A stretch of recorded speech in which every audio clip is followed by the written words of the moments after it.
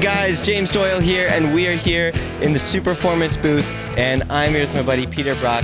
Peter, it is great to be with you. Great to see you here at the show. Great to be here. And it is a true honor. All right, well, thank you. Now, the story behind you and your work with Superformance is quite lengthy and quite interesting. So, tell me the story of how the relationship between you and Superformance came to be. Well, it's really interesting because Jimmy Price, who heads up high tech and builds these cars in South Africa, I didn't know who he was. Came to the United States. At that time, he was already the largest builder of replica Cobras in the world, and I didn't know much about the kit car business, really. I was pretty much involved in racing and real cars. And he explained who he was and said that he was interested in building a Daytona Cobra Coupe. And I said, well, Jimmy, I'm really not interested in getting in the kit car business. He says, no, you don't understand. I'm not really in the kit car business. I'm a limited production builder. And I, didn't do much. I really blew him off on it. Yeah. So Jimmy came back, very kindly a couple of weeks later with a couple of tickets. Said, why don't you come down to South Africa and take a look at our factory down there? So I went down to South Africa, and I was absolutely blown away because Jimmy had set up the most amazing factory down there, building these Cobras to an extremely high quality degree, better than anybody in the world. I mean, if you look at a Superformance, there isn't anything even close in terms of quality. So he wanted to build a Daytona, and I said, we only built 6 of the cars originally, and nobody has ever really understood how to copy the car because they don't understand the aerodynamics and everything behind it. And I said, if I did it,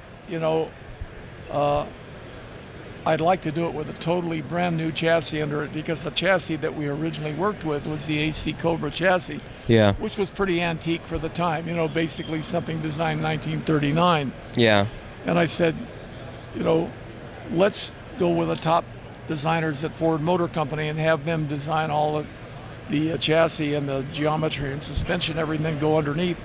Then we'll have a totally super modern Daytona Cobra Coupe for them. So there wouldn't be anything in the market that would even be contemporary. And he agreed to that. And I gotta say, Jimmy had probably invested in, at that time, well over $250,000 in trying to do the prototype. I was so impressed that he didn't cut any corners. Yeah. He wanted to do the car exactly the way that I'd done the car.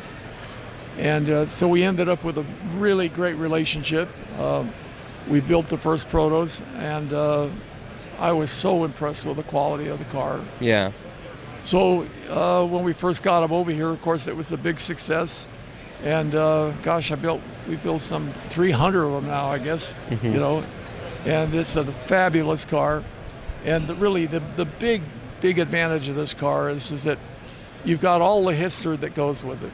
Yeah. All the credibility of what went on with it. But it's got everything underneath that's modern. So you've got the latest chassis underneath, the biggest brakes, the best type of engine. Everything that Superformance does is upgraded in this car. Yeah. And it gave me a chance to redo the design on the car. There weren't originally problems with the car. Under the original rules, you had to build on an existing chassis. Yeah. And that didn't leave really enough cockpit room to be comfortable.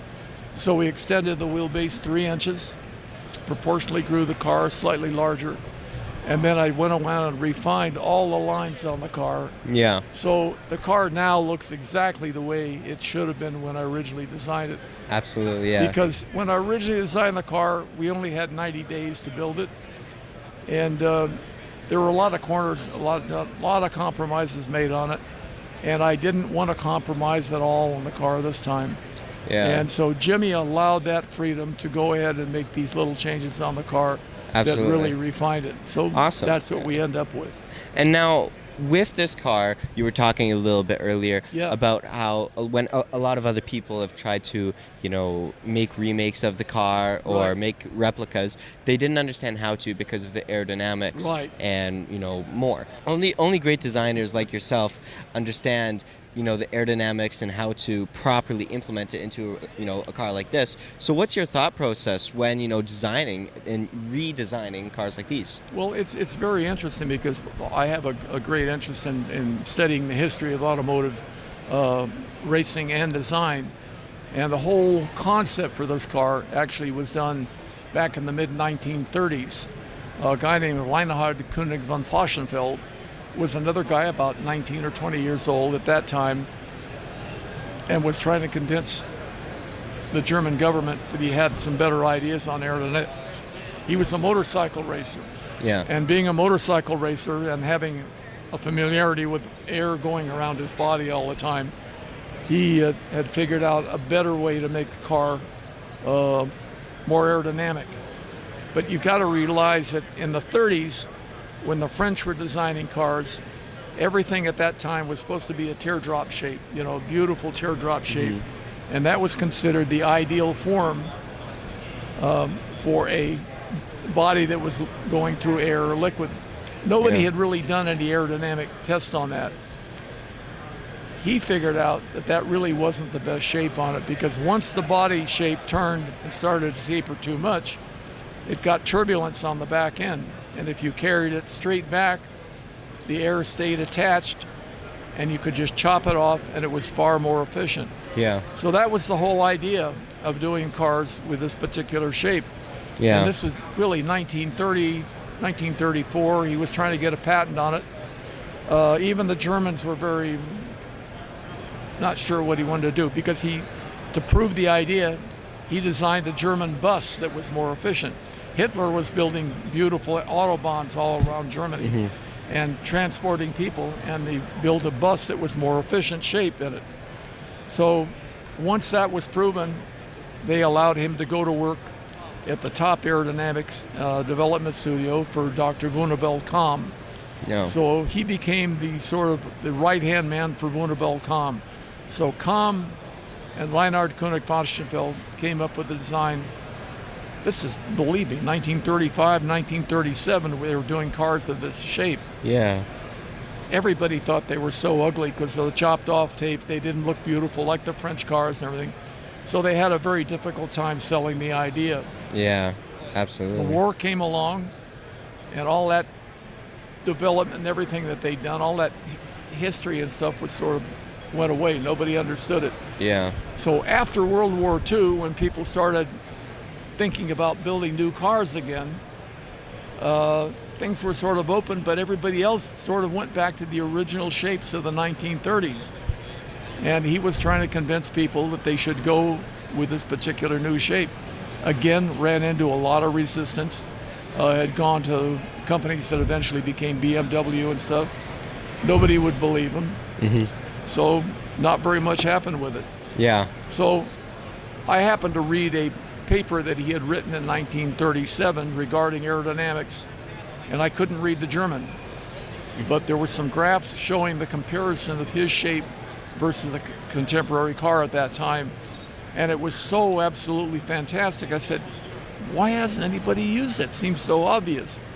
It was all history, and all this resistance of thinking that you had to build a car that looked like the French cars.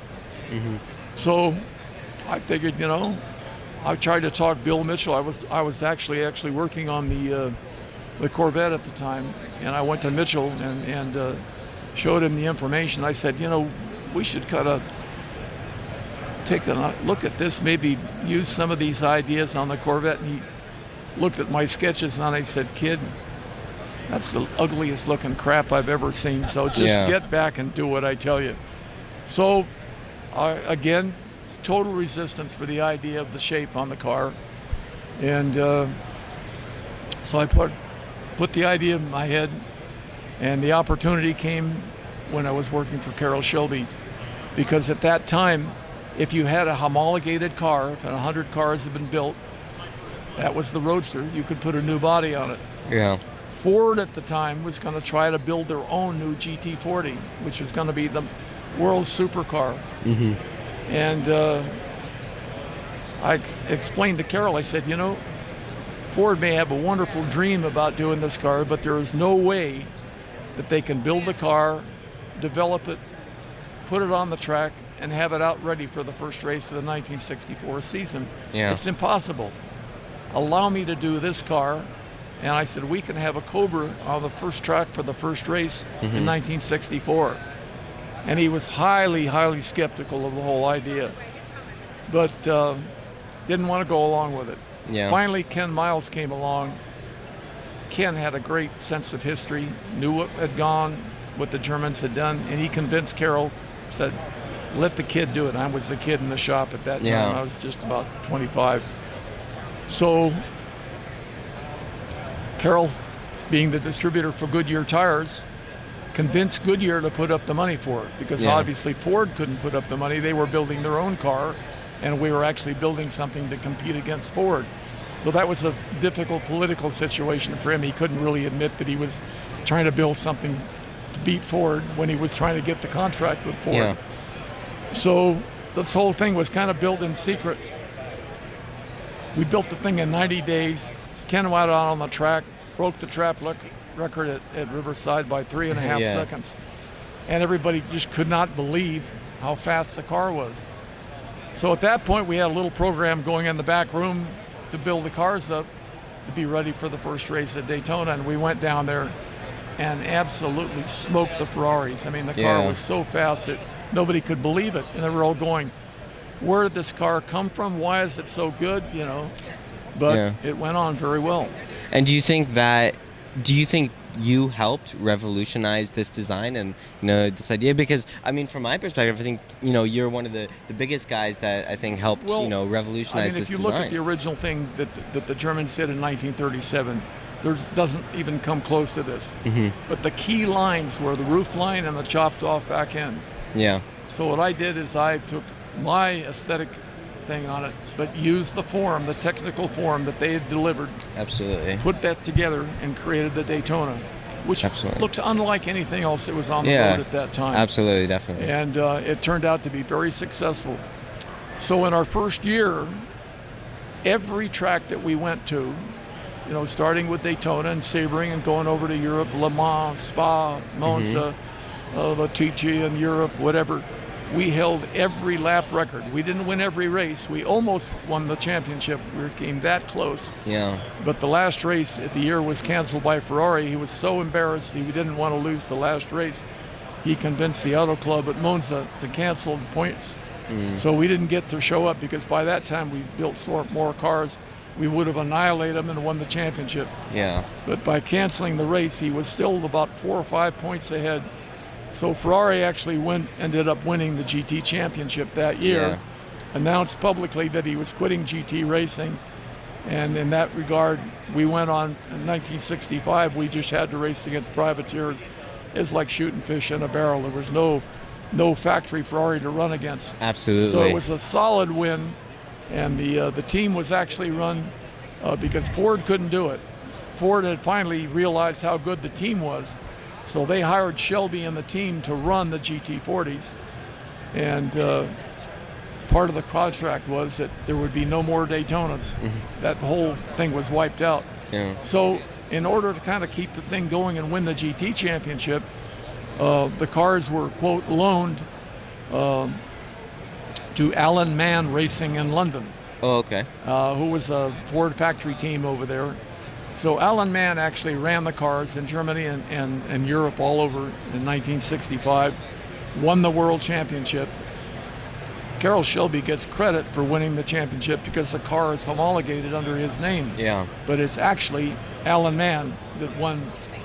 Now the interesting thing was, at the end of the season, all the cars came back to Alan Mann's shop, and because they had been brought in under bond from the United States, the tax guy came over and said, look, these cars have to be shipped back to the United States immediately, or you'll have to pay a huge tax on them. So they wired the United States and said, we need to be able to send these cars back. We need the money for that. And so that's what happened. Absolutely. Well, you know what, Peter, some of these stories and, all of the history that it's really really interesting. It's great to learn, especially from my perspective. Great. You know, you're one of my biggest inspirations. I look up to people like yourself a lot, and it's good to be able to hear all these different stories from your perspective and learn from people like you. And it truly is an honor. And this isn't me being patronizing. It's me being honest. Thank you. I really do appreciate the time. So thank you so much, Mr. Brock. All right. And get one book to get started. Get Ken Purdy's book called Kings of the Road. That was the book that got me really started understanding history. Will do. Well, I was 12 years old. Get it. Yeah. Okay. Thank you so much, and I want to thank you guys for watching. We'll see you guys soon. Take care. Bye-bye.